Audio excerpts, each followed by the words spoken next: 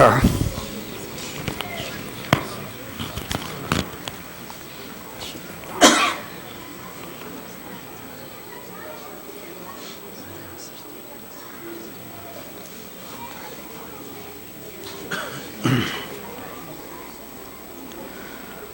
باللہ السمیع العلیم من الشیطان اللعین الرجیم بسم اللہ الرحمن الرحیم الحمد للہ رب العالمین والصلاة والسلام علی سید الانبیاء واشرف المرسلین سیدنا و نبینا و شفیع المذنبین ابی القاسم محمد اللهم صل على محمد وآل محمد وعجل فرجهم وعلى أهل بيته الطيبين الطاهرين الغر الميامين المعصومين الذين أذهب الله عنهم الرجس وطهرهم تطهيرا اللهم صل على محمد وآل محمد وعجل فرجهم اما بعد فقد قال اللہ سبحانہ وتعالی فی القرآن الکریم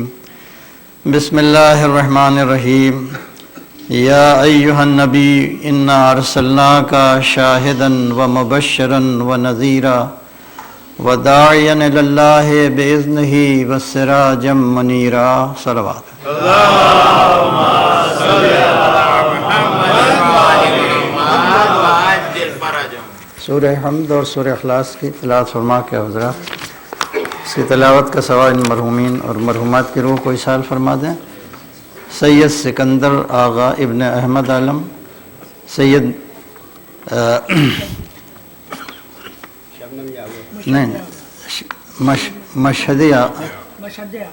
مشہد آغا ابن احمد عالم اور سید عزت آرا بنت شمشاد، سیدہ عزت آرا بنت شمشاد علی، سیدہ اصغری بانو بنت منیر نواب، سید سکندر علی ابن شائخ حسین اور سید منور علی ابن سکندر علی، شبنم یاور بنت افضل حسین، آمنہ بیگم بنت احمد عالم، نصرت فاطمہ بنت حیدر حسین۔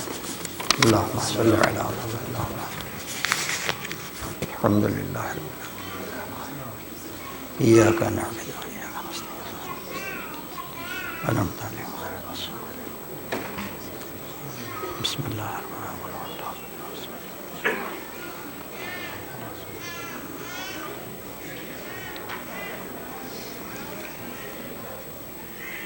ربنا تقبل منا انک انت السمیع۔ ایک سلوات بھیج دو۔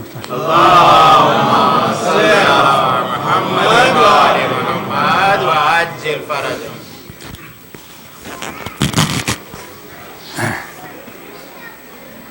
ارشاد ہو رہا ہے یا ایھا النبی، اے نبی، انا ارسلنا کا ہم نے آپ کو ارسال کیا، بھیجا، شاہدن شاہد بنا کے، مبشرن خوشخبری دینے والا بنا کے، مبشر بنا کے، نذیر اور ڈرانے والا بنا کے، وداعیا الی اللہ باذنہ اور اسی کے اذن سے آپ کو اللہ کی طرف دعوت دینے والا بنایا، وسراجا منیرا اور ایک ایسا چراغ جو خود بھی روشن ہے، منیرا اور جہاں جاتا ہے پوری فضا کو روشن کرتا ہے۔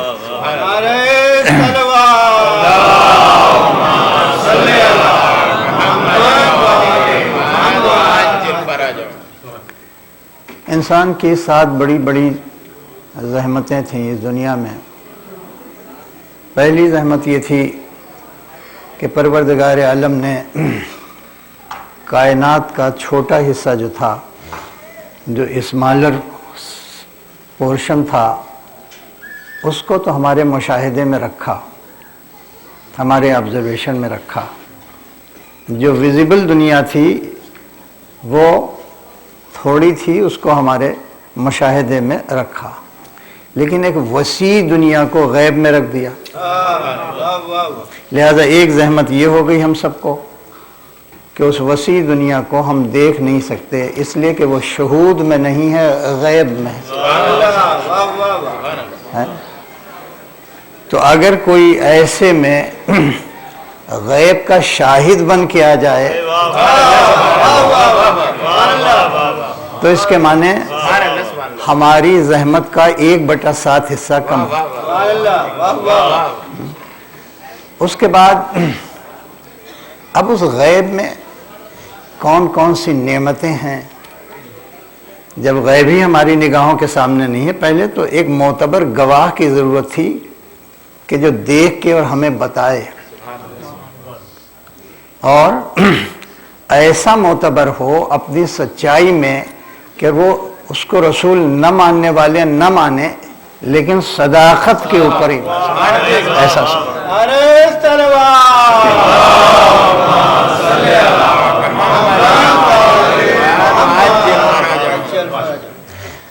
اب رہ گیا کہ وہاں کی ساری نعمتوں کو کلیکٹیولی، مجموعی طور سے اللہ نے ایک لفظ سے تعبیر کیا، لفظ جنت سے، اور یہ کہا کہ ذالک فضل اللہ کبیر۔ آپ سورہ شورى میں اٹھا کے دیکھ لیں گے، زیادہ وقت نہیں ہے آج۔ یہ جو ہم بار بار تم سے کہہ رہے ہیں، یہ اللہ کا کوئی معمولی فضل نہیں ہے۔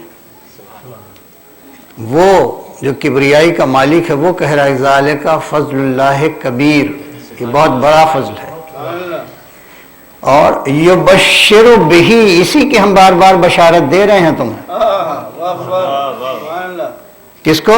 الذین آمنوا وعملوا الصالحات، ان لوگوں کے جو ایمان لے آئے ہیں اور عمل صالح بجا لا رہے ہیں، ان کو ہم کر رہے ہیں۔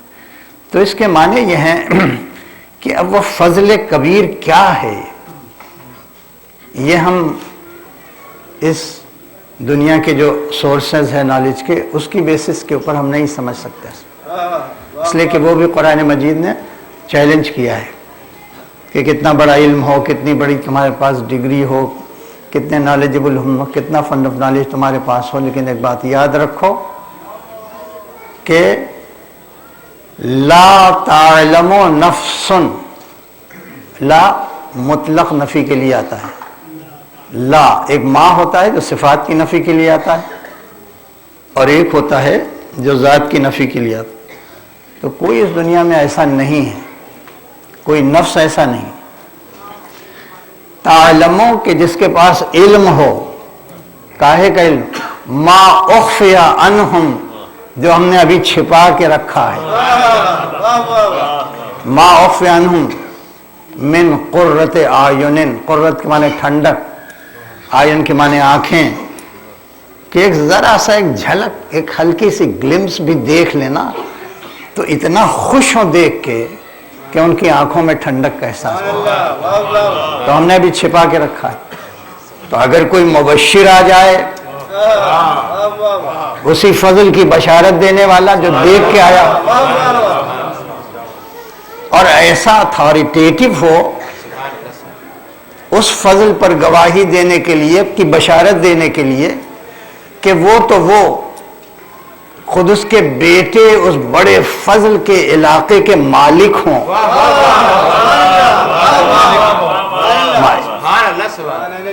اور کیسے مالک ہوں کہ ابراہیم جیسا قداور نبی، وہ بھی اللہ کی بارگاہ آ کے کہتا ہے رب علنی من ورثت جنت نعیم، پالنے والے جنت کے ورثہ میں ہمیں بھی شامل کر۔ یہ کہہ کے اعلان کر دیا کہ ہم وارث جنت تو ہو سکتے ہیں، مالک جنت ہم بھی نہیں۔ صلوات بھیجے محمد۔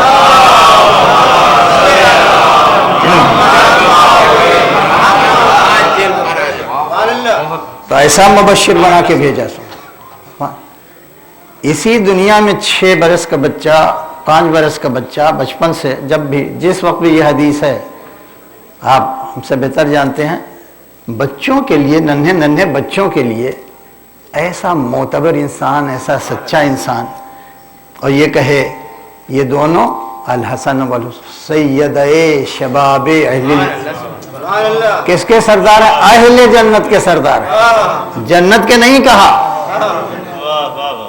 آپ نے سنا ہوگا فرق ہے، جنت کے سردار اور اہل جنت کے سردار، دونوں میں فرق ہے۔ اگر جنت کے سردار کہا ہوتا تو وہاں سردار ہوتے جب جنت میں سب چلے جاتے، یہاں کہا کہ یہی جن کے پاس اہلیت جنت ہے ان سب کے سردار۔ صلوات بھیج دیں محمد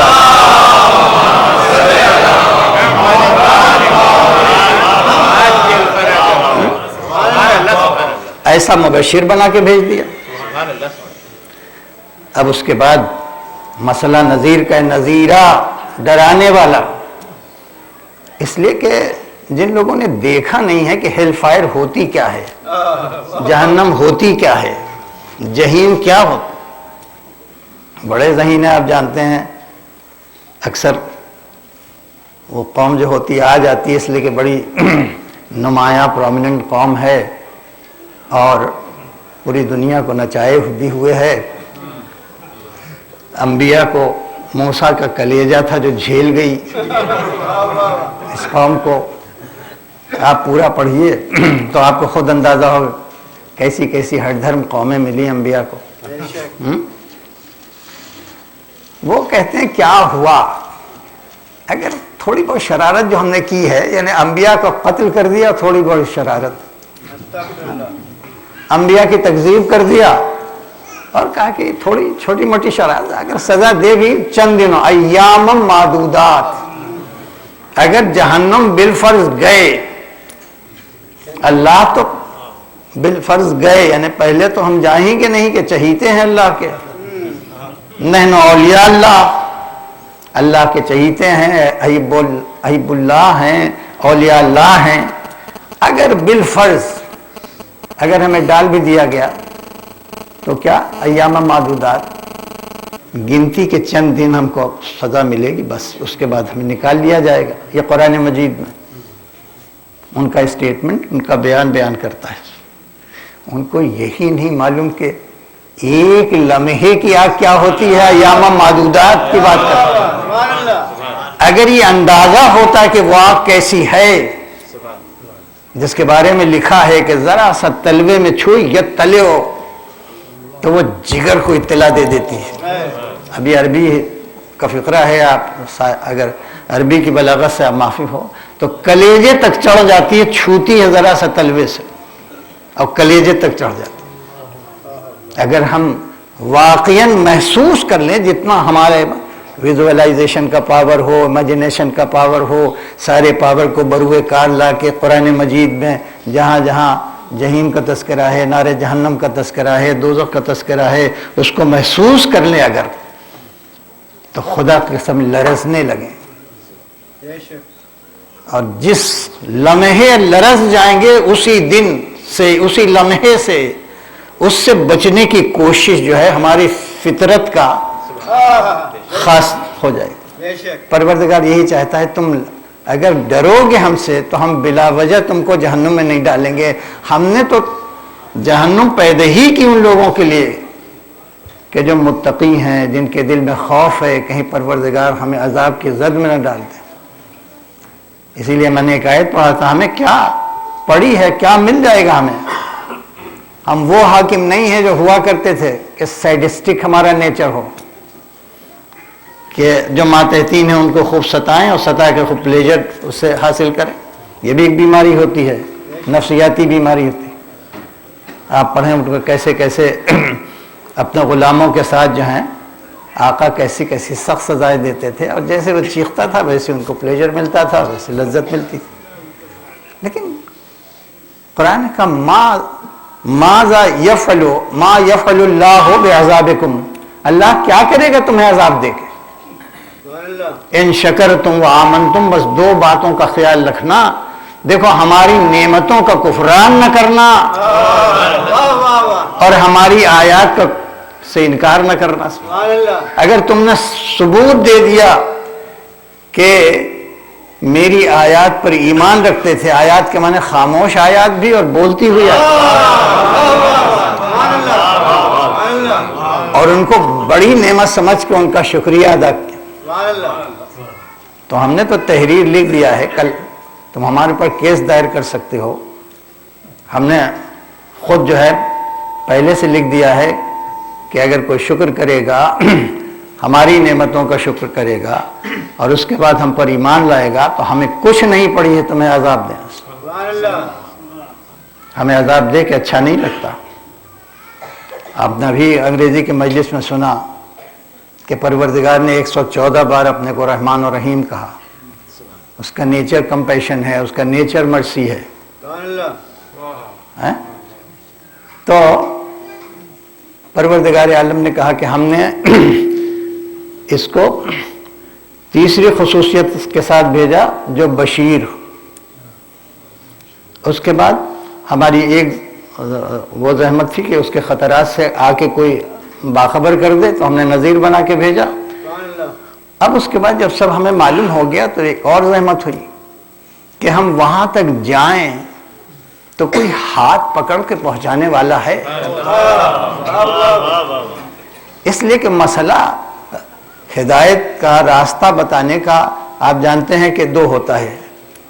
ہم قریب میں آ کے کوئی آپ سے پوچھیں کہ دیکھو اس ایگزٹ سے چلے جانا اور پھر اس کے بعد داہنی طرف موڑ جانا اور پھر ایک وہ آئے گا، یہ روڈ آئے گی، اس کے اوپر موڑ دینا. آپ اتنا زیادہ کر دیا یاد ہی نہیں رہ گیا اس روڈ کا نام کیا تھا. تو ہم بھاگ سکتے ہیں نا. اور ایک انسان نے کہا کچھ نہیں، بس ہمیں ساتھ لے لیجیے، ہم گھر تک پہنچا دیں. تو بات کو مختصر کریں. انبیاء نے اگلے انبیاء کو، اس نے اگلے انبیاء کو، اس نے اگلے انبیاء کو، یہ بتاتے رہے. کسی نے وہاں تک منزل تک نہیں پہنچایا، کسی نبی نے، مگر یہی وہ نبی تھا کہ جس نے ہاتھ پر اٹھا کے غدیر کے بعد وہ سلسلہ دے دیا کہ جو ہاتھ پکڑ کے ہم جہنم سے بچاتا وہ اور جنت کے دروازے پہ کھڑا کر دے. اسی لیے اس نعمت پر ساری نعمتیں تمام کر دی. ایک ساتھ صلوات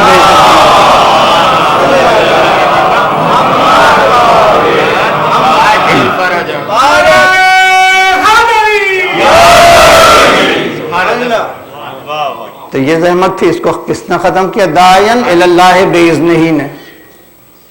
یہ کل ملا کے 6 زحمتوں کا حل ہو گیا ایک آیت کے اندر. ایھا النبی، ہمیں انفارمیشن کی ضرورت تھی، نبی کہہ کے بتایا ہم بھیج رہے ہیں، پھر بھیج دیا اس نبی کو. بہت امپورٹنٹ، بہت ہی سگنیفیکنٹ جو میسیجز تھے، جو پیغامات تھے، دے کے بھیجا. تو پیغام لانے والے کو رسول کہتے ہیں. تو رسول بنا کے بھیج. دوسری زحمت ختم ہوگی. تیسری زحمت یہ تھی کہ کوئی وہاں کی نعمتوں کا تذکرہ کرے تو بشیر بنا کے بھیج دیا. چوتھی ضرورت یہ تھی خطرات سے ہم کو آگاہ کر دے تو نذیر بنا کے بھیج دیا. اس کے بعد ہمیں ضرورت تھی کوئی وہاں تک پہنچا دے تو داعین اللہ باذنہ کا ہم تک بھیج دیا. ایک داعی بھیج دیا، بلانے والا بھیج دیا. اور ایک مستقل زحمت ہے ہماری، مستقل زحمت ہے جس کے لیے ہم برابر کسی بہت ہی لرنڈ اتھارٹی کو، کسی کو ہم بلاتے ہیں کہ اس چیز کے اوپر روشنی ڈال دیجیے. کتنے پردے پڑے ہوئے ہیں ابھی اس کائنات کے بہت سے حقائق کے اوپر، کھل نہیں رہے ہیں، پردہ اٹھ نہیں رہا ہے. لہذا اس کے لیے اس فیلڈ کی اتھارٹی کو ہم دعوت دیتے ہیں کہ وہ آئے اور اس مسئلے کے اوپر روشنی ڈالے. برابر آپ سنتے رہتے ہوں گے کہ جتنے اسفیئرس ہیں نالج کے، جتنے علاقے ہیں علم کے، اس میں چھوٹے بڑے علاقے ابھی تک اندھیرے میں پڑے ہوئے ہیں اور ہمیں ضرورت ہے کہ کوئی آ کے اس پر روشنی ڈالے. تو پروردگار عالم نے کہا ہم نے صبح قیامت تک کے لیے ایک ایسا چراغ بھیج دیا ہے کہ خود بھی روشن، ہر مسئلے پہ روشنی ڈالنے کے لیے. ایک صلوات بھیج دیں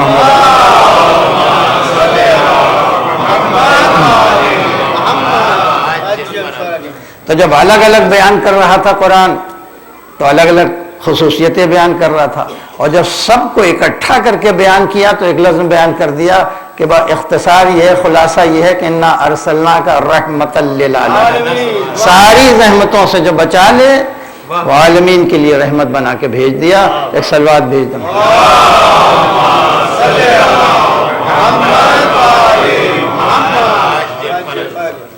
کون سا ایسا اسکرپچر ہے کسی ریلیجن کا، کسی دین کا، کہ جس میں محمد کا نام نہ آیا ہو؟ یہ ایک عجیب و غریب بات ہے۔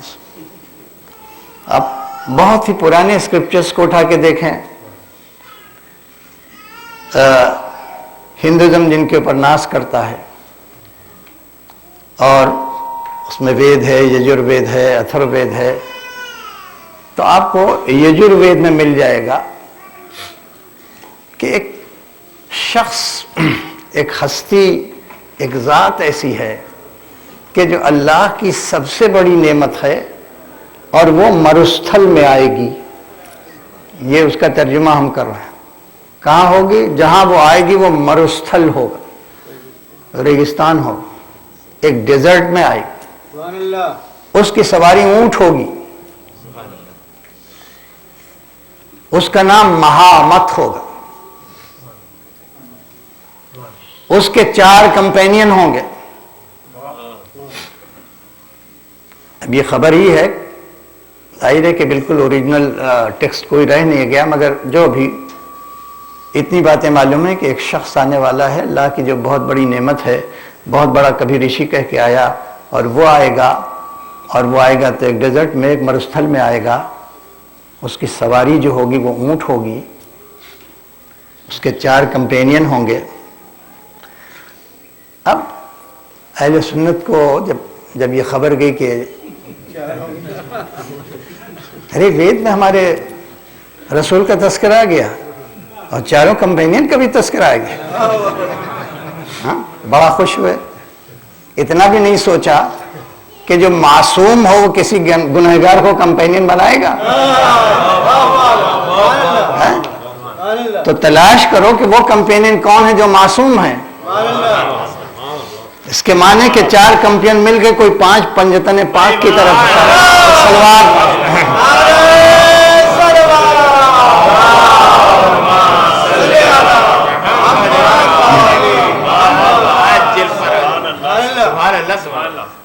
اس کے بعد تورات میں آپ دیکھ لیے بہت اس کے ساتھ کھلواڑ کیا۔ قرآن مجید نے کہا یہ اس کے کانٹیکٹ سے ہٹا دیتے ہیں، تحریف کرتے ہیں، بہت بدل دیتے ہیں۔ لیکن جتنا زیادہ تورات میں مرسل اعظم کا حلیہ بیان کیا گیا تھا، وہ کہاں آئیں گے، کب آئیں گے، ان کا پورا حلیہ، ان کا قد و قامت کیسا ہوگا، اس میں زیادہ تو اور کسی کتاب میں نہیں آیا۔ چنانچہ یہودیوں، ابو جہل جو تھا، جس زمانے میں رسول آ چکے تھے دنیا میں، اس کے پاس کوئی یہودی آئے، جیوز آئے، انہوں نے کہا کہ ہم نے جو باتیں پڑھی ہیں اس میں یہ ہے کہ لوگ اس کو جادوگر کہیں گے، لیکن جادوگر کی رسائی آسمان پہ نہیں ہوتی۔ کسی جادوگر، چاہے موسیٰ کے زمانے میں جو جادوگر آئے تھے، وہ بھی اچھی طرح سے جانتے تھے کہ جادو کیا ہوتا ہے اور معجزہ کیا ہوتا ہے۔ لہذا ہمیں یہ بات ہے کہ اس کی رسائی، اس کی قوت کی ایکسس جو ہے وہ ہیونز پہ نہیں ہوگی، آسمان پہ نہیں ہوگی، بس زمینی پہ دکھا سکتا ہے۔ اگر مان لیا جائے تو آؤ چلو ایسا کریں کہ اس سے کہیں کہ یہ چاند جو ہے اس کے 2 ٹکڑے کر دے، تو ہم ماننے کے لیے تیار ہو جائیں۔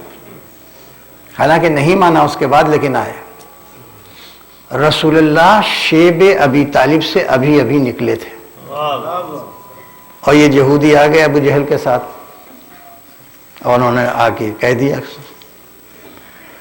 تو اتفاق سے وہ شب 14 14ویں تاریخ تھی، اور کوہ ابو قبیس جو بہت اونچا پہاڑ ہے، اس کے اوپر وہ چاند چمک رہا تھا۔ تو انہوں نے آج جب کہا، تب ظاہر ہے کہ اشارہ کیا، اور اشارہ کیا تو یہاں تک لکھا ہے کہ ایک طرف بہت دور چلا گیا ایک حصہ، دوسرا بہت دور چلا گیا، اور کچھ دیر رہا الگ۔ اور اس کے بعد سمجھ گئے کہ پھر اس کے بعد رسول اللہ نے اس کو ملا بھی دیا. تو بہت سے قافلے جاتے تھے، دور دور جاتے تھے. جب وہ قافلے آ گئے تو خود انہوں نے کہا تم نے ایک چیز دیکھی تھی آج؟ کہا کون سی چیز؟ کہا اچانک ہماری نظر اٹھ گئی تو ہم نے دیکھا چاند کے 2 ٹکڑے ہو گئے، آدھا ادھر چلا گیا آدھا ادھر چلا گیا. تو اس کے معنی وہ آنکھوں کے اوپر کوئی جادو کا زور نہیں تھا کہ ہم ہی کو دکھائی دے، پوری دنیا دیکھ رہی تھی چاند کے ٹکڑے. تو اب ظاہر ہے کہ ایسا صاحب اقتدار جس کے نور کی قدرت کا اثر پوری فطرت کے اوپر پڑے، وہ تو خیر وہ کہیے کہ ہم نے بہت ہی جس طریقے سے چاہتے تھے رسول اللہ ہم کو علم دینا، اس طریقے میں بہت سے خلل پڑ گئے، ہم نے بھی بڑی لاپرواہی کی. ورنہ کہتے تھے اگر مومن ہو کوئی، حقیقت ایمان اس کے پاس ہو، تو وہ پیڑ سے کہے، درخت سے کہے تو درخت چلا ہے اپنی جگہ. اب آ رہا ہے ایمان ایک بہت بڑی انرجی کا نام ہے، اس کا اپلیکیشن کیا ہے، اس کی وسعتیں کیا ہیں، ان سب پہ کبھی کوئی تحقیق نہیں ہوئی، کبھی اس کے اوپر کوئی تجربہ نہیں ہوا کہ ایمان بھی فضا مادی اور میٹیریل انرجیز میں رہ گئے. ہم نے رسول اللہ کو فالو نہیں کیا، ہم نے علی کو فالو نہیں کیا، ہم نے امام جعفر صادق علیہ السلام کو فالو نہیں کیا.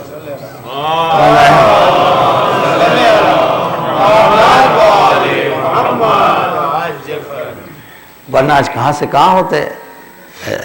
بہرحال وقت بہت کم ہے، مجھے آپ کی خدمت عرض یہ کرنا ہے کہ اس کا نام آسمانی صحیفوں میں پائیں گے، کسی کا ایسا نام نہیں پائیں گے. آپ وید میں دیکھنا چاہیں تو مل جائے گا، آپ تورات میں دیکھنا چاہیں تو مل جائے گا، انجیل میں دیکھنا چاہیں مل جائے گا. بدلنے کی کوشش کی مگر بدل نہیں سکے. اصل میں تو جو کہا تھا جناب عیسیٰ نے وہ یہی ہے جو قرآن مجید میں ہے کہ ہم تم کو جا تو رہے ہیں مگر بشارت دے کے جا رہے ہیں. مبشرن برسول یاتی من بعدی اسمہ احمد. اس وقت ان کا نام احمد تھا جب بشارت دی تھی کہ مبشرن ہم بشارت دے کے جا رہے ہیں، بے رسول ایک رسول کی، یاتی من بعدی جو میرے بعد آئے گا، اسمہ احمد. جب تک آسمان پہ تھا اللہ کی اتنی حمد کر رہا تھا کہ اس کا نام احمد تھا. جب زمین پہ آ گیا تو خدا نے حمد کرنا شروع کی تو نام محمد ہے. صلوات بھیجو محمد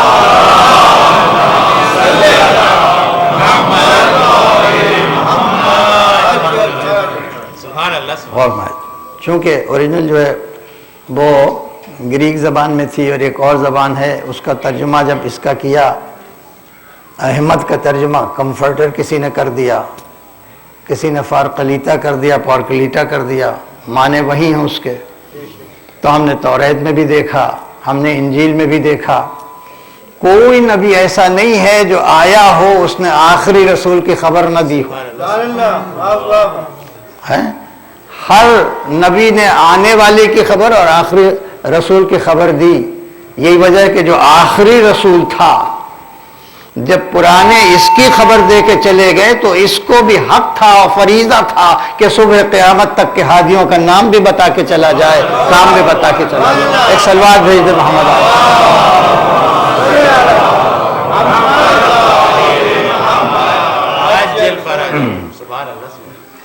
لیکن ظاہر ہے کہ کیسی ناقدری ہوئی، یہ اب تفصیل طلب بات ہے کہ جس کا رابطہ اللہ کی وحی سے مستقل وابستہ ہو، کبھی ٹوٹا نہ ہو. قرآن کی آیت ہے، ہم دکھلائی تو تمہاری طرح بشر ہیں مگر ہم میں تم میں فرق یہ کہ یوحا الیہ، پیسو وائس استعمال کیا. ہر وقت وحی کا تار ہمارے شعور سے جڑا ہوا ہوتا ہے. تو ظاہر ہے ہم کوئی عمل بھی کرتے ہیں تو اتباع وحی میں کرتے ہیں، ہم کوئی قول بھی اگر صادر کرتے ہیں تو اتباع وحی میں کرتے ہیں. تو شاید ہی دنیا کسی بشر کے ذریعے اتنا اللہ سے قریب نہیں ہو سکتی جتنا اس انسان سے کہ جو 24 گھنٹے وحی کے سائے میں اٹھتا بیٹھتا ہے۔ ایک صلوات بھیج دو۔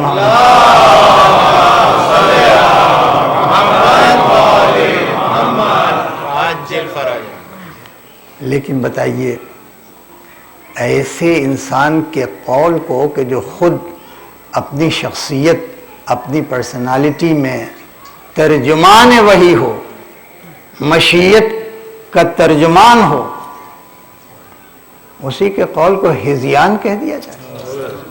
ہذیان مانے بکواس، ایسا قول جس میں کوئی معنی نہیں، کوئی سینس نہیں۔ کیا گزر گئی ہو اس کے اوپر سے؟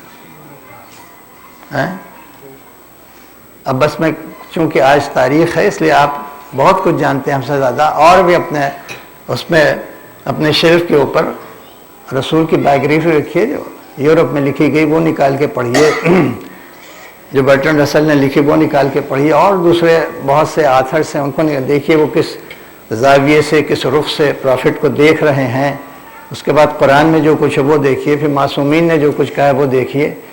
اس لیے یہ ہماری زندگی میں حصول نجات کا اکیلا راستہ ہے کہ ہم محمد کی معرفت پیدا کریں۔ بہت بڑی ہستی ہے۔ اللہ کے بعد اگر کوئی ہستی بڑی، وہ واجب دیکھیے، وہ اگر واجب الوجود ہے تو اس نے اس کو لازم الوجود بنایا۔ اگر آپ سمجھتے وہ عہد ہے تو اس کو احمد بنایا۔ عہد میں احمد میں بس ایک میم داخل ہے۔ یہ میم کیا ہے؟ معصوم نے کہا کہ لیسا بین العہد والاحمد الا میم، بس ایک میم ہے۔ بہذا المیم، یہی میم جو ہے وہ عالم امکان کا میم ہے، یعنی عالم امکان میں جو کچھ ہے وہ سب اس کی ذات میں ہے۔ اسی لیے ہم نے احمد رکھا۔ وہ واحد تھا، اس کو وحید بنایا۔ وہ عین علم تھا، اس کو شہر علم بنایا۔ وہ رحمان و رحیم تھا، اس کو رحمت للعالمین بنایا۔ ایک صلوات بھیج دیں محمد۔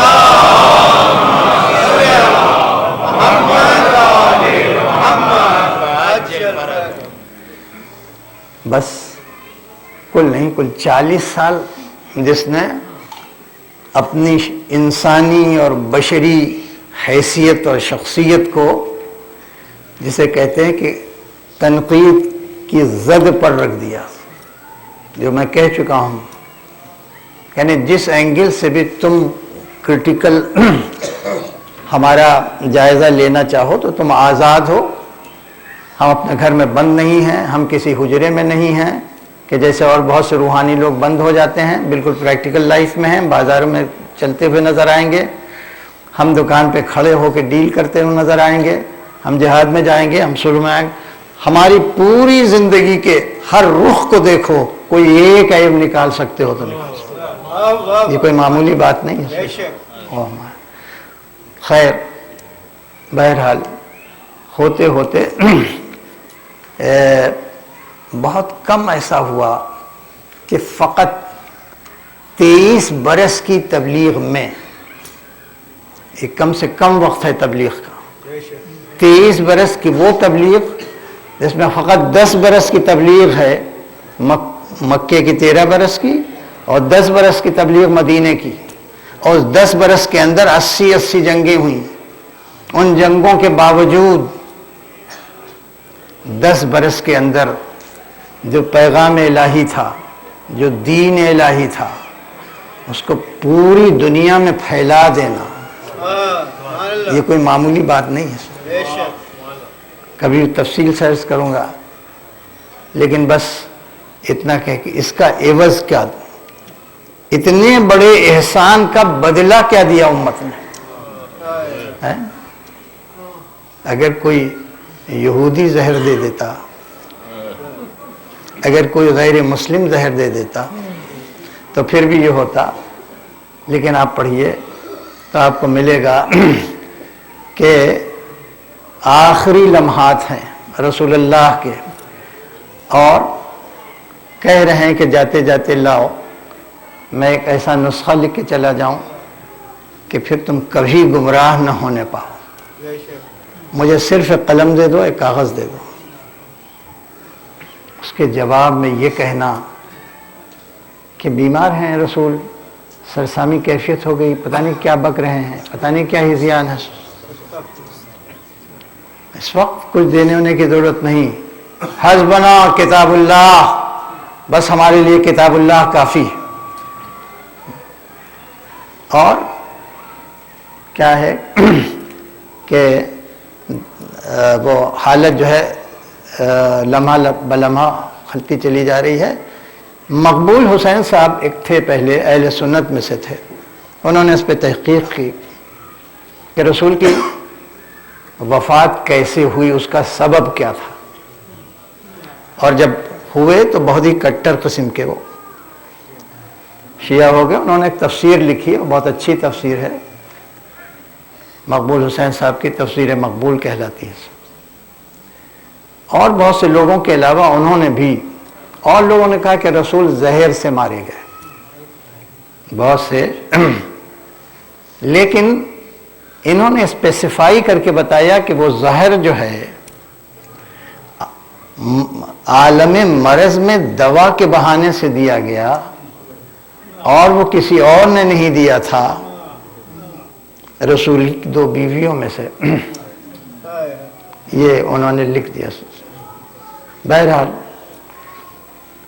زہر ایک ایسی چیز ہوتی ہے کہ جس کا نہ آپ کو تجربہ ہے، نہ ہمیں کوئی تجربہ ہے، نہ ہم نے زہر سے تڑپ کے مرتے ہوئے کسی انسان کو دیکھا ہے کہ کیا گزر جاتی ہے۔ لیکن آپ سوچئے کہ جب اس بیٹی نے دیکھا ہوگا باپ کی یہ حالت تو اس کے اوپر کیا گزر گئی، جب نواسوں نے دیکھا ہوگا تو کیا گزر گئی۔ لکھا ہے کہ اپنے سینے سے لگا لیا، موت کا وقت قریب آ رہا تھا، لگانے کے بعد کہا کہ بیٹا یہ جو آواز بار بار سن رہی ہو نا، جس کے لیے کہہ رہے ہو، میں بار بار کہہ رہا ہوں میرا بابا ایسے عالم میں نہیں ہے کہ باہر،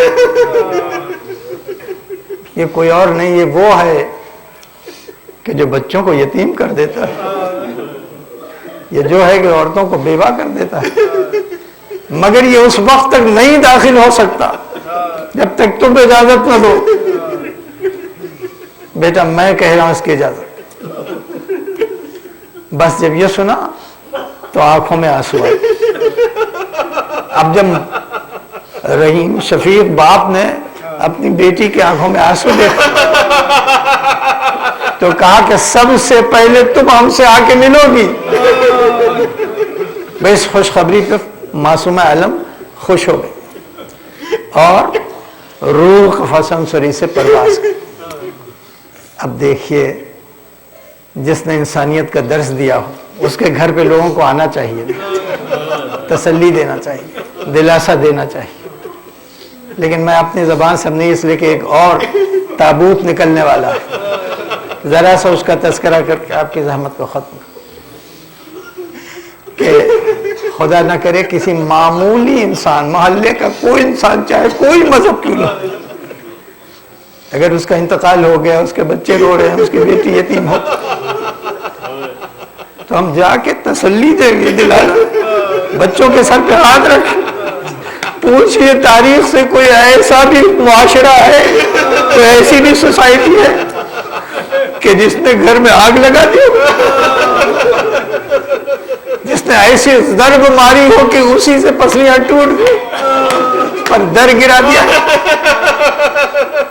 اس نے آ کے کہا ہو اگر صبح کو رو رہے ہیں تو ہم شام کو نہ رونے دیں گے، اور شام کو روئیں گی تو ہم صبح کو نہ رونے دیں گے۔ دیکھا آپ نے کوئی ایسی مجبور بیٹی جس کے سر سے باپ کا سایہ اٹھا، وہ پورے شہر سے دور سرحد شہر پر جا کے 2 چھوٹے چھوٹے بچوں کو لے جا، اے علی ایک گھر بنا دو، ایک بیت الحزن بنا دو، میں وہاں جا کے اپنے اجرکم علی اللہ۔ تاریخ اسلام ہے، محمد کی ولادت میں ایک امام شریک ہے اور محمد کی شہادت میں ایک امام شریک ہے۔ وہ امام، اب ظاہر ہے کہ اس کی زندگی کیسی تھی، روم سے لوگ آتے تھے دیکھنے کے لیے، اتنے خوبصورت تھے، اتنے ہینڈسم تھے امام حسن کہ فقط ایک زیارت کرنے کے لیے، فقط ان کی بیوٹی کا، ان کے حسن، لوگ، آواز ایسی تھی کہ مشکیزوں میں جو پانی بھر کے گھروں میں بھرنے والے بھشتی ہوتے تھے وہ رک جاتے تھے جب قرات قرآن کی سنتے تھے، باہر آ کے اور جب یہ محسوس کرتے گھروں میں پانی میں دیر ہو رہی، تاخیر ہو رہی ہے، تو گھر کے اندر چلے جائیں۔ ان کے کرم کا کوئی اندازہ نہیں کر سکتا، ان کے زہد کا کوئی اندازہ نہیں کر سکتا، ان کے علم کا کوئی اندازہ نہیں کر سکتا۔ عجیب ہستیاں وہ ہوتی ہیں جن کو امام کہا جاتا ہے۔ غور ماریں، جا رہے ہیں، ایک شخص نے کہا میرے مالک میں مقروض ہوں اور میں 10,000 درہم کہاں سے دوں گا مالک؟ یہ کہہ کہ وہ گھر چلا گیا، دیکھا کسی نے دستک دی، کھولا، امام حسن لے یہ پیسے تیرے قرض کے ادا۔ کسی نے کچھ مانگا، گھر کا پورا اثاثہ دے دیا اٹھا کے، اور جب پلٹ پلٹ کے دیکھ رہا ہے، ایک بار کہا یہاں پھر ضرورت ہو تو شرم نہ کرنا، پورا اثاثہ۔ کتنے واقعات ہیں ان کے زہد کا تذکرہ، وضو ہی کرتے تھے تو چہرہ بالکل زرد ہو جاتا تھا، خوف الہی کا یہ عالم، ہیبت الہی کا یہ عالم ہوتا تھا۔ ان کا مشہور تھا، دسترخوان مشہور تھا، اس لیے کہ یہ دسترخوان وہ دسترخوان پر جن پر فقراء مساکین بیٹھے رہتے تھے۔ آپ نے سنا ہوگا کہ کچھ روٹیاں کھا رہا تھا، کچھ جیب میں رکھ رہا تھا، امام کی نظر پڑی، کہا کہ تو پیٹ بھر کے کھا لے، معلوم ہوتا ہے بال بچوں والا ہے۔ اس نے کہا نہیں، میں بال بچوں والا نہیں ہوں۔ کہا پھر یہ روٹیاں کیوں جیب میں رکھا؟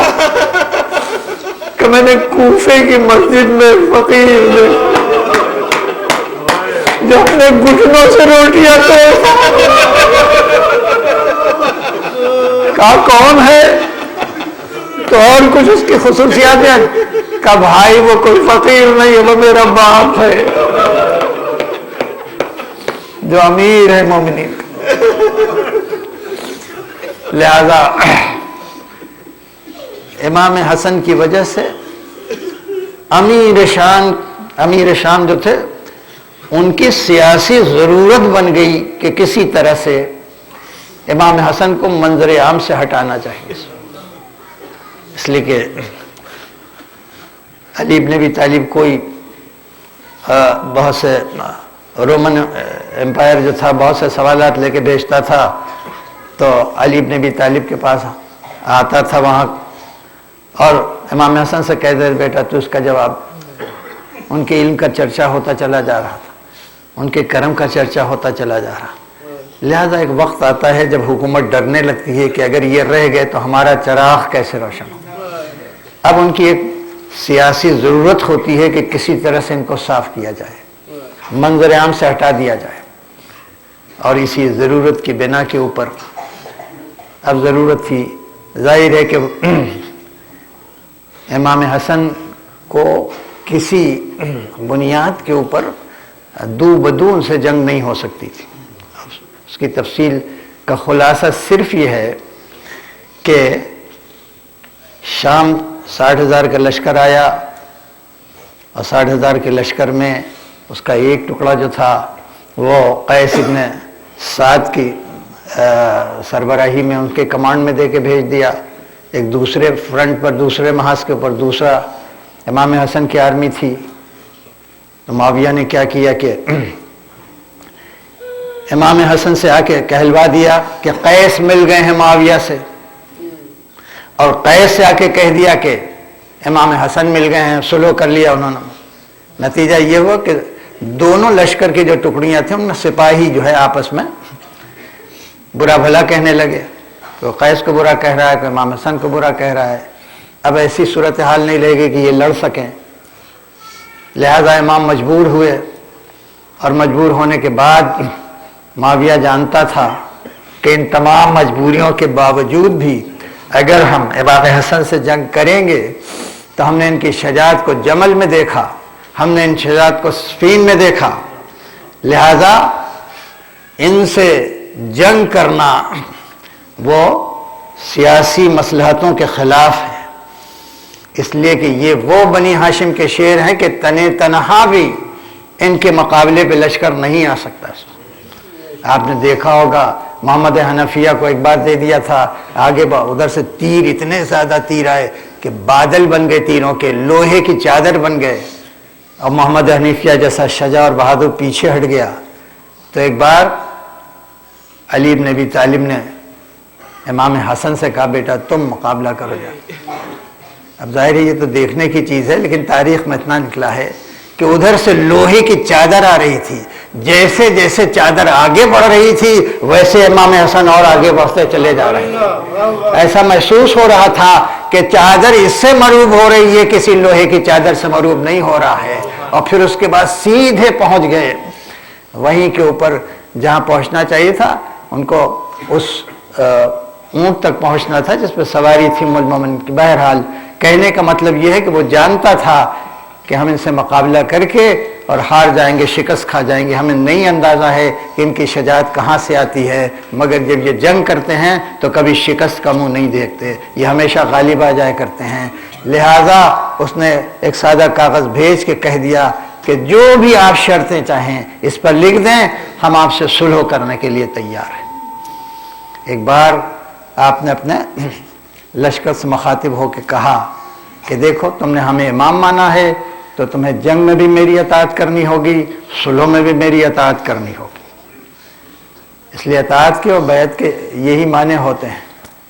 لیکن اب تم کھول کے بتاؤ، بالکل صاف صاف بتاؤ کہ تم جنگ میں زیادہ دلچسپی لے رہے ہو یا صلح میں زیادہ دلچسپی ہے تمہاری.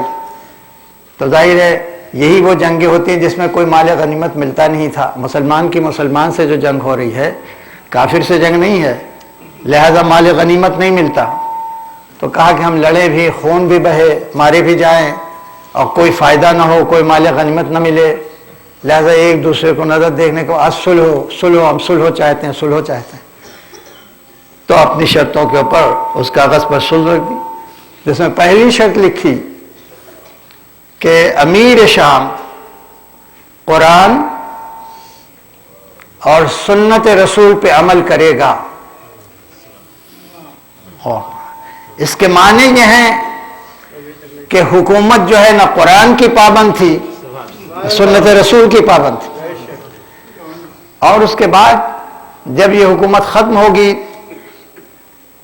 تو کسی کو اس حکومت کا ولی عہد یا وارث نہیں بنایا جا سکتا. دوسری شرط. تیسری شرط، جہاں جہاں محبان علی ہیں، چاہنے والے ہیں، ان کی جان، مال، عزت و آبرو کی حفاظت ہو. چوتھی شرط کہ ممبروں سے نماز جمعہ میں اور قنوت میں جو علی بن ابی طالب گالیاں دی جا رہی ہیں، سب وہ ختم کیا جا رہا ہے، وہ بند کیا جائے. تو یہ ساری شرطیں تھیں اور اس پہ ذرا سا تردد ہوا اور دستخط کرنے کے لیے تیار نہیں تھا. تو اس کو ذرا سا ماڈیفائی کیا گیا کہ کم سے کم جہاں امام حسن بیٹھے ہوں وہاں علی کو برا بھلا نہ کہا جائے. اور یہ ساری شرطیں جو تھیں اس نے دستخط کیے. دستخط کرنے کے بعد اب جب حکومت لے لی تو کہا کیا تم سمجھتے ہو کہ ہم نے یہ صلح اس لیے کی تاکہ تم نمازیں پڑھو، تاکہ تم روزے رکھو، تاکہ تم حج کرو؟ یہ تو سب تم کر ہی رہے ہو. میں نے تو یہ شرطیں اس لیے رکھی تھیں، اس کو پیر سے کچل کے کہا کہ تاکہ میں تمہاری گردنوں کے اوپر حکومت کروں، اس کے علاوہ اس صلح کا کوئی مقصد نہیں. اب آپ جانتے ہیں کہ حکومت لے لینا بہت آسان ہے، لیکن اس کی امیر شام کی امیج کیا ہو گئی لوگوں کے نظروں میں، کتنا وعدہ، کتنی غداری ہے، اس کا چہرہ جو ہے وہ بے نقاب ہو گیا، اور اسی لیے وہ امام حسن کے وجود کو اب برداشت نہیں کر رہا۔ مگر کیسے؟ زہر خنجر وہاں تک پہنچ نہیں سکتا، کھلی ہوئی کوئی لڑائی ہو نہیں سکتی، لہذا ایک ہی طریقہ ہے، اور وہ طریقہ یہ ہے کہ کہیں نہ کہیں سے زہر جو ہے وہاں تک پہنچا دیا۔ اور اس کی لیبورٹری میں بڑے کیمسٹ پائے جاتے تھے۔ علی ابن ابی طالب کو جو زہر دیا گیا، خود ابن ملجم نے اس کی رپورٹ دی کہ ایسا زہر تھا جس میں نے خنجر بجھا کے ضربت لگائی تھی کہ اگر وہ فرات میں چھوڑ دیا جاتا ذرا سا بھی تو پانی پینے والے پھر نہ بچ سکتے۔ لہذا کیسا زہر ہوگا کہ جو امام حسن کے لیے اور کیسے پہنچایا گیا۔ جعدہ بنت اشس بن قیس کی بیٹی کی جو منسوب تھی، کہا کہ یہ کام کر دو تو 2 لاکھ درہم تمہیں انعام دیا جائے گا، اور شوہر کا سایہ اٹھ جانے کی وجہ سے جو بیوگی کا احساس ہوگا اس کو ہم دور کر دیں گے اپنے بیٹے یزید سے تمہاری شادی کر کے۔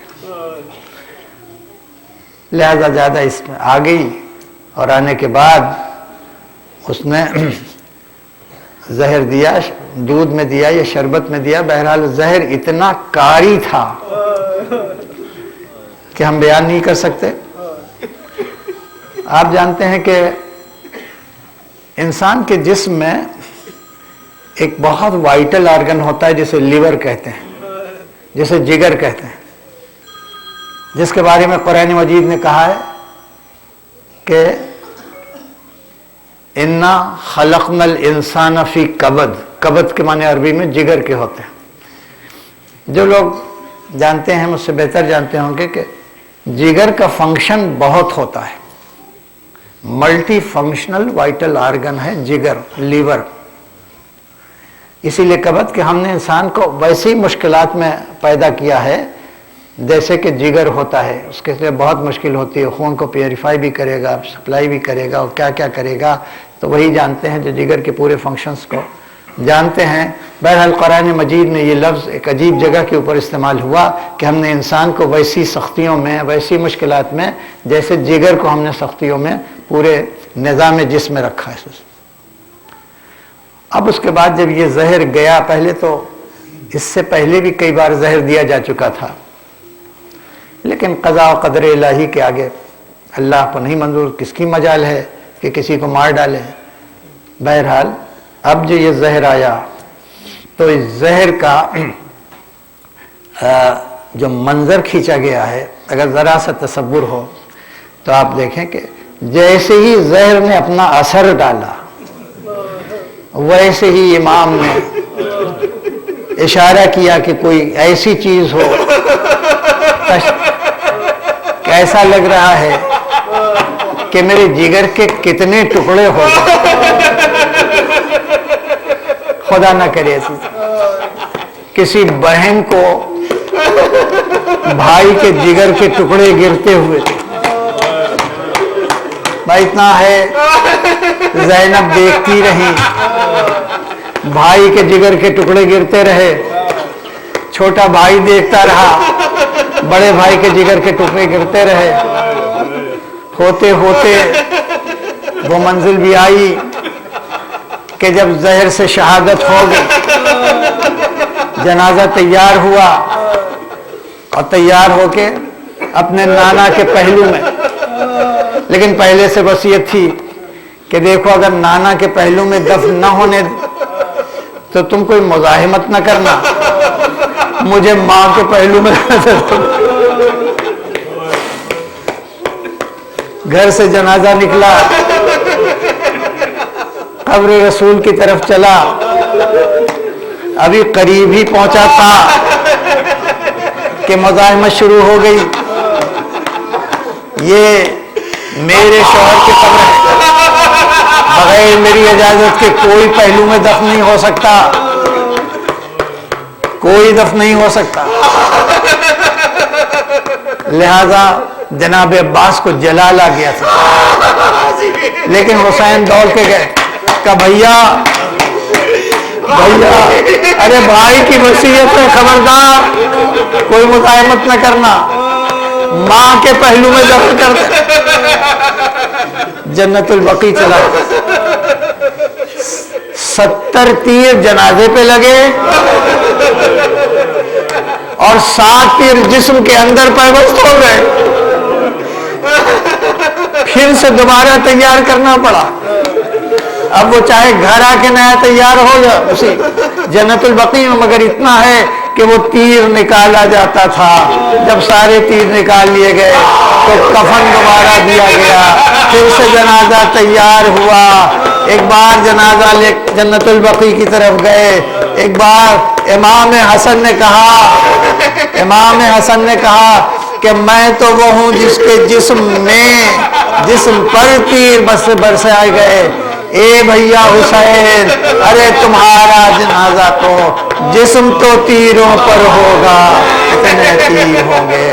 سيعلم الذين ظلموا أي منقلب ينقلبون إلهي بالزهرة وأبيها وبعدها۔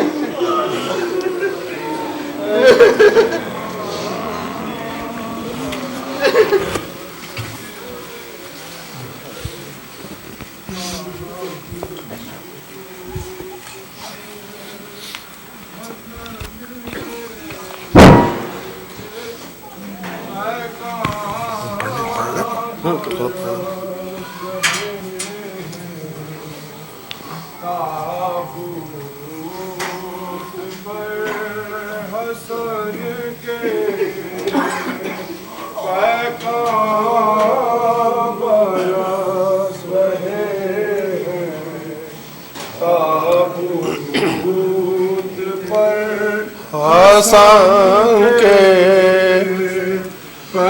نام برس رہے ہیں، تابوت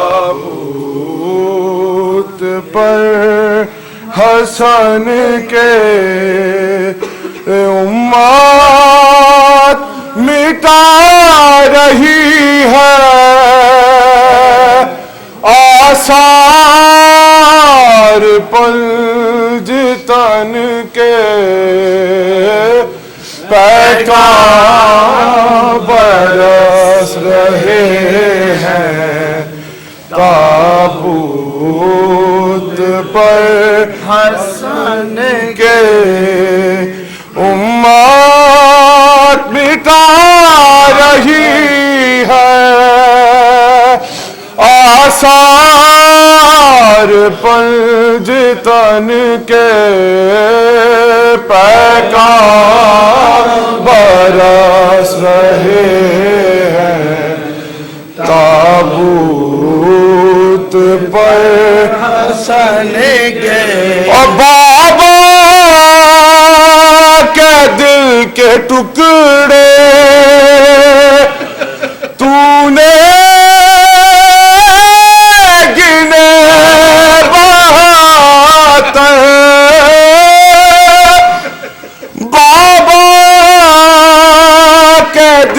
کے ٹکڑے تو نے گنے بات، ٹکڑے ہزار ہوں گے قاسم تیرے بدن کے، پیکان برس رہے ہیں تابوت پر حسن کے، اور زینب ہے بال کھولے، زینب ہے بال کھولے، امت ہے تیر تولے، زینب ہے بال کھولے، امت ہے تیر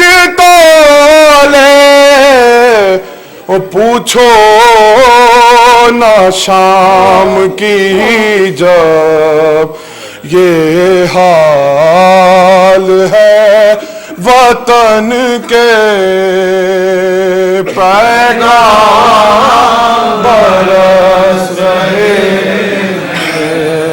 تابوت پر حسن کے حسین حسین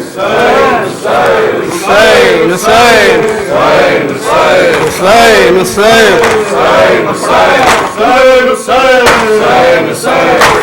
حسین اٹھا ہے جنازہ امام حسن کا، اٹھا جنازہ امام حسن کا، اٹھا ہے جنازہ امام حسن کا، اٹھا ہے جنازہ امام حسن کا، اٹھا ہے جنازہ امام حسن کا، اٹھا ہے جنازہ امام حسن کا، ہوا سوگ تازہ رسول زمن کا، اٹھا ہے جنازہ امام حسن کا، اٹھا ہے جنازہ امام حسن کا، جنازے پہ بھائی کے تیروں کی بارش، جنازے پہ بھائی کے تیروں کی بارش، کلیجہ پھٹا جا رہا ہے بہن کا، اٹھا ہے جنازہ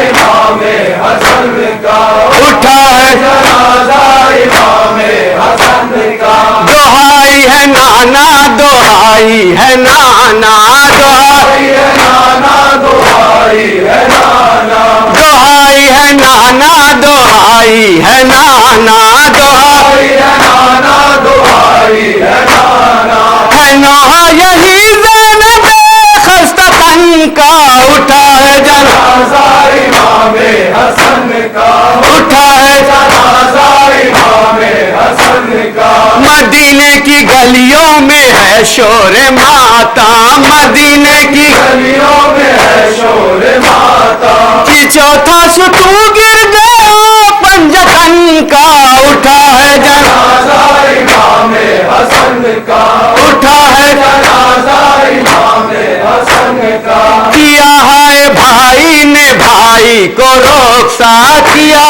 بھائی نے بھائی کو رخصت، کیا ہے بھائی نے بھائی کو رخصت، کیا ہے بھائی نے بھائی کو رخصت، گلا چوم کر تشنا دہن کا، اٹھا ہے جنازہ امام حسن کا، اٹھا ہے جنازہ امام حسن کا، نواز نے نانا کا پہلو نہ پایا، نواز نے نانا کا پہلو نہ پایا، نواز نے نانا کا پہلو نہ پایا، نواز نے نانا کا پہلو نہ پایا، ستم ایک یہ بھی ہے تاریخ کہن کا، اٹھا ہے جنازہ امام حسن کا، اٹھا ہے جنازہ امام حسن کا، پکارے فرشتے کرو اٹھ کے ماتم، پکارے فرشتے کرو اٹھ کے ماتم، پکارے فرشتے اٹھو کر کے ماتم، پکارے فرشتے کرو کر کے ماتم، ہے تابوت فرزند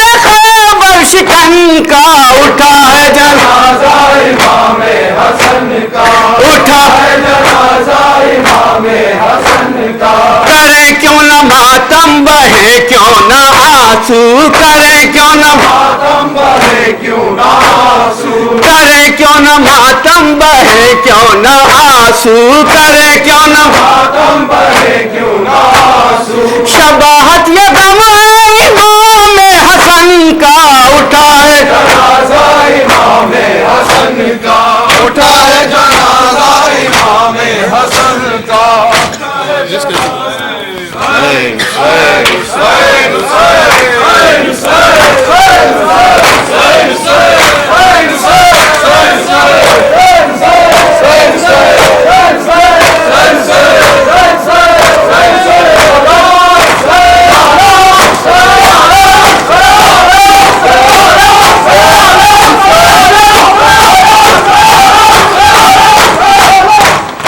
مقتل میں بٹا تیرا ٹکڑوں میں بدن قاسم مقتل میں بٹا تیرا ٹکڑوں میں بدن قاسم مقتل میں بٹا تیرا ٹکڑوں میں بدن قاسم مقتل میں بٹا تیرا ٹکڑوں میں بدن قاسم مقتل میں بٹا تیرا ٹکڑوں میں بدن قاسم مقتل میں بٹا تیرا ٹکڑوں میں بدن قاسم مقتل میں بٹا تیرا ٹکڑوں میں بدن قاسم مقتل میں بٹا تیرا ٹکڑوں میں بدن قاسم مقتل میں بٹا تیرا ٹکڑوں میں بدن قاسم مقتل میں بٹا تیرا ٹکڑوں میں بدن قاسم مقتل میں بٹا تیرا ٹکڑوں میں بدن قاسم مقتل میں بٹا تیرا ٹکڑوں میں بدن قاسم ایک دل میں اجڑا ہے فروا کا چمن قاسم مقتل میں بٹا تیرا ٹکڑوں میں بدن قاسم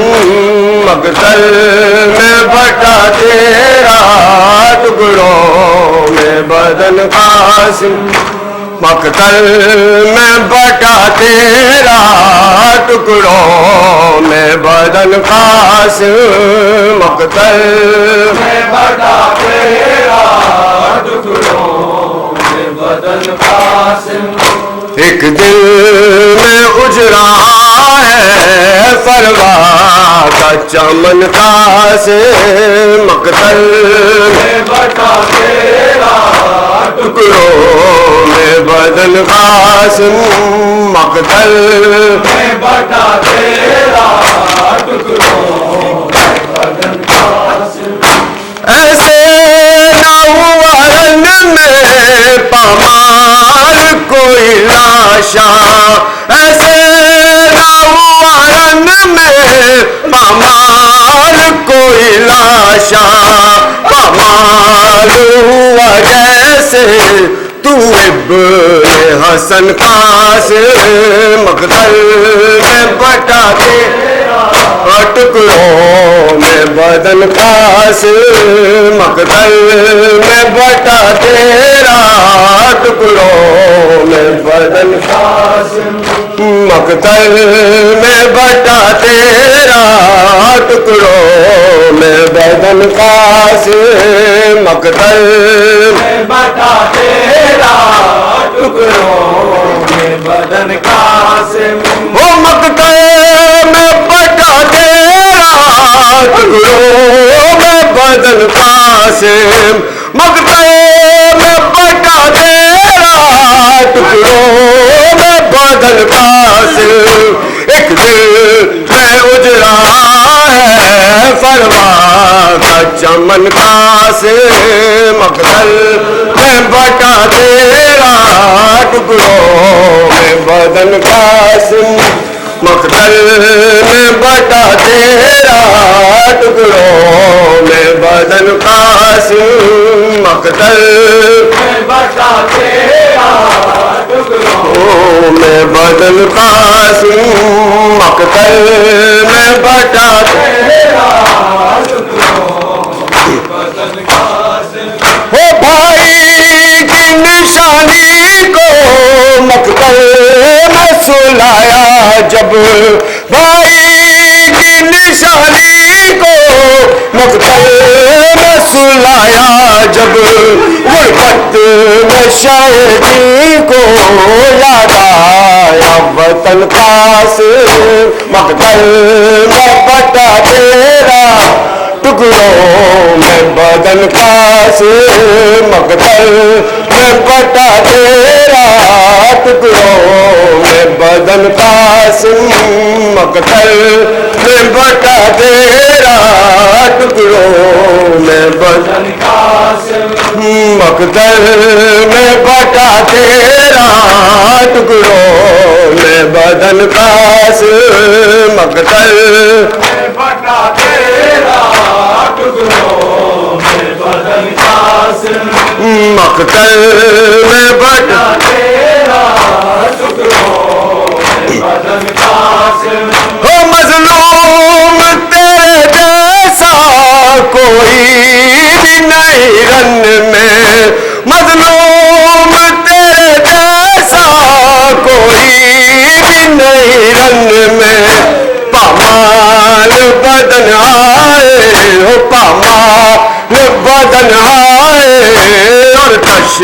بدن قاسم مقتل میں بٹا تیرا ٹکڑوں میں بدن قاسم مقتل میں بٹا تیرا ٹکڑوں میں بدن قاسم مقتل میں بٹا تیرا ٹکڑوں میں بدن قاسم مقتل میں بٹا تیرا ٹکڑوں میں بدن قاسم مقتل میں بٹا تیرا ٹکڑوں میں بدن قاسم وہ ماں تیری تڑپتی ہے اس دشت بیاباں میں ماں تیری تڑپتی ہے اس دشت بیاباں میں ہو یس رب میں تڑپتی ہے ہو یس رب میں تڑپتی ہے حسن قاسم مقتل میں بٹا تیرا ٹکڑوں میں بدن قاسم مقتل میں بٹا تیرا ٹکڑوں میں بدن قاسم مقتل میں بٹا تیرا ٹکڑوں میں بدن قاسم مقتل میں بٹا تیرا ٹکڑوں میں بدن قاسم مقتل میں بٹا تیرا ٹکڑوں میں بدن قاسم ہو بھائی کی نشانی کو مقتل میں سلایا جب بھائی کی نشانی کو مقتل میں سلایا جب ہو غربت میں شہری کو ہو غربت میں شہری کو یاد آیا وطن قاسم مقتل تیرا ٹکڑوں میں بدن قاسم مقتل میں بٹا تیرا ٹکڑوں میں بدن قاسم مقتل میں کٹا تیرا ٹکڑوں میں بدن قاسم مقتل میں کٹا تیرا ٹکڑوں میں بدن قاسم مقتل میں بٹا تیرا ٹکڑوں میں بدن قاسم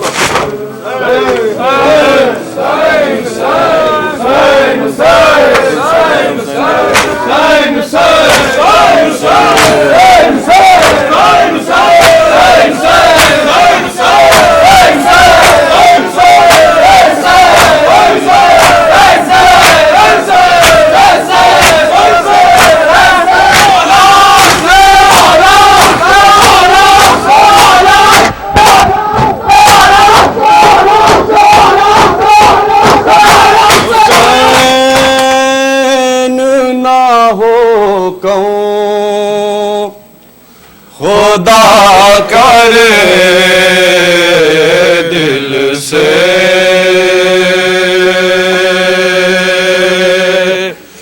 غم حسین نہ ہو کہوں خدا کرے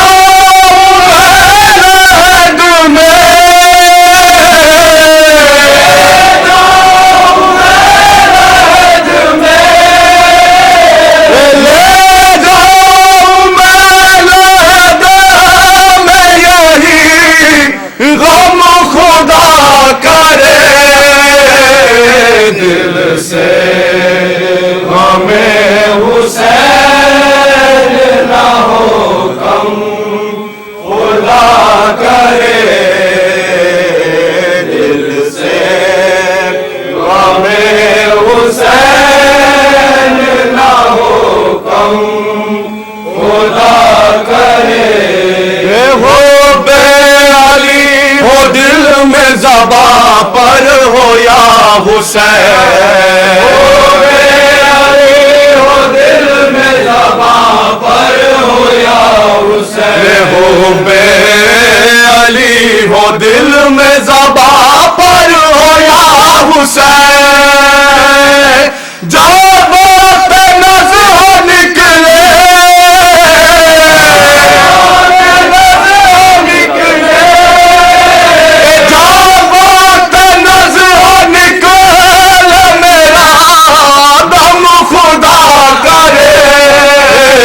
دل سے ہمیں حسین نہ ہو کم، خدا کرے دل سے ہمیں حسین نہ ہو کم، خدا کرے۔ ڈر ڈر کے کہہ رہے تھے یہ آپس میں سب لئی، ڈر کے کہہ رہے آپس میں سب لئی، ڈر ڈر کے کہہ رہے تھے یہ آپس میں سب لئی، ڈر ڈر کے کہہ رہے تھے آپس میں سب لئی، اور ڈر ڈر کے کہہ رہے تھے یہ آپس میں سب لئی، آباس ہو نہ نہر پہ،